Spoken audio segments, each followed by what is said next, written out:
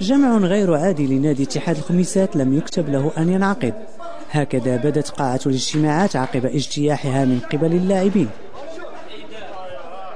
كل الأطياف المتنازعة كانت حاضرة، أعضاء مكتب محسوبون على جناح الرئيس السابق محمد القرتيلي، وآخر محسوب على الحركة التصحيحية بقيادة إدريس شبار. بعد ما قرر رئيس الفريق محمد القرتيلي أنه يستقل، أنه ثلثين ديال المكتب دعا لجمع استثنائي من أجل انتخاب رئيس جديد، وبالتالي يعني يعطي واحد الصفحة وبداية صفحة جديدة من أجل إعطاء انطلاقة جديدة وتدويب كل الخلافات. الكل كان بانتظار أن يشعل اللاعبون أولى شرارات الغضب أمام إنزال أمني مكثف. هذه مسرحية. الجامع العام حتى حاجة ما قانونية في خميسات. الجامع العام اللي ما عمر شنا شي واحد من المكتب حتى شناه اليوم. المكتب في الجامع العام تيعيط لك واحد من المكتب المسير تيقول لك الو امسا انا نعطيك 5000 درهم، حيد لي المسكيني وحيد لي امين وغنتهلاو فيك وغنريزينيو معاك الكونطرا. اولا الا كانوا مكتب، الا كنت محب للفريق وعز عليك الفرقه وتتبغي الفرقه من قلبك، نهار تشوف هاد اللعابه هادو واش ناضوا داروا هاد الصداع هذا، مثلا تنقول الصداع وتنقول التظاهره وتنقول هاد الشيء، غتقدم الاستقاله ديالك.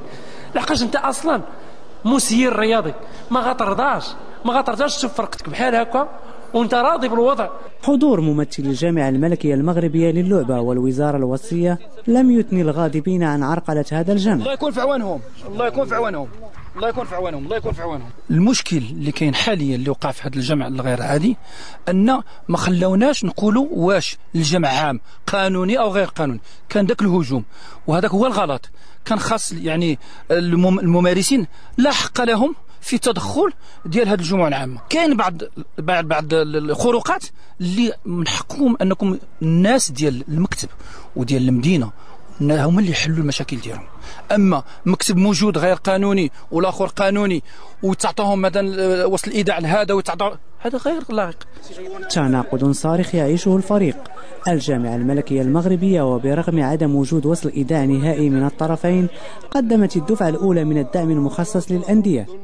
وفي انتظار حل الأزمة بصفة نهائية يبقى الفريق الزموري ضحية صراعات ثانوية قد تعصف به إلى درجات سفلى بعدما حقق الصعود الموسم الماضي.